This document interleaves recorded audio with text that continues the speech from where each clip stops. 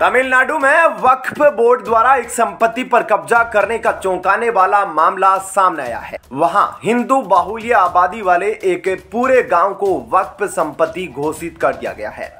तमिलनाडु वक्फ board द्वारा तमिलनाडु के त्रिची के नजदीक स्थित तिरुचेंथुरई गांव को वक्फ संपत्ति के रूप में बताया जा रहा है। यह पूरा मामला तब सामने आया जब राजगोपाल नाम के एक व्यक्ति ने अपनी 1 एकड़ 2 सेंट जमीन राजेश्वरी नामक व्यक्ति को बेचने का प्रयास किया। राजगोपाल जब अपनी जमीन बेचने के लिए रजिस्ट्रार ऑफिस पहुंचे तो उन्हें पता चला कि जिस जमीन को बेचने के बारे में वह सोच रहे हैं वह उनकी है या नहीं है, बल्कि जमीन वक्फ की हो चुकी है और अब उसका मालिक वक्फ बोर्ड है। राजगोपाल का कहना है कि उनसे यहां रजिस्ट्रार मूली ने कहा कि जिस जमीन को आप बेचने आए हैं उस जमीन का मालिक वक्फ बोर्ड है। वक्फ बोर्ड के निर्देश के अनुसार इस जमीन को बेचा नहीं जा सकता।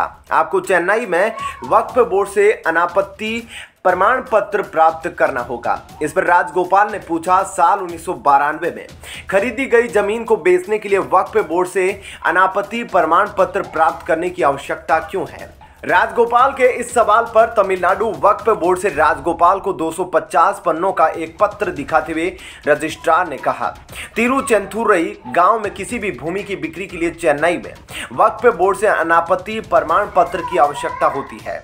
वक्फ बोर्ड ने भू अभिलेख विभाग को पत्र और दस्तावेज द्वारा सूचित किया है कि यह पूरा गांव उसका है।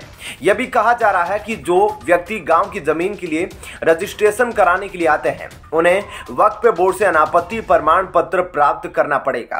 राजगोपाल ने जब गांव वालों को आप बीती सुनाई तो पूरा गांव यह जानकर हैरान रह गया कि जिस जमीन में वह सालों से रहते हैं वह उनकी नहीं है।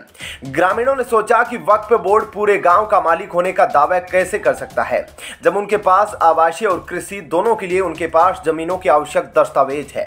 इसके बाद परेशान ग्रामीण इस पूरे मामले को लेकर जब कलेक्टर के पास पहुंचे तो उन्होंने कहा कि इसकी जांच करनी पड़ेगी, उसके बाद किसी प्रकार की कार्रवाई हो सकती है। त्रिची जिले के भाजपा नेता अल्लूर प्रकाश ने कहा कि त्रिची के पास तिरुचेंथुरई गांव हिंदुओं का एक कृषि क्षेत्र है। वक्फ बोर्ड का तिरुचेंथुरई गांव से क्या संबंध है? उन्होंने आगे कहा, गांव में माने दियावल्ली समिथा चंद्रशेखर स्वामी मंदिर है। कई दस्तावेजों और सबूतों के मुताबिक यह मंदिर 1500 साल पुराना है। मंदिर के पास तिरुचेंथुरई गांव और उसके आसपास 669 एकड़ की संपत्ति है। क्या यह मंदिर संपत्ति भी वक्फ बोर्ड के स्वामित्व में है? इसका आधार क्या है?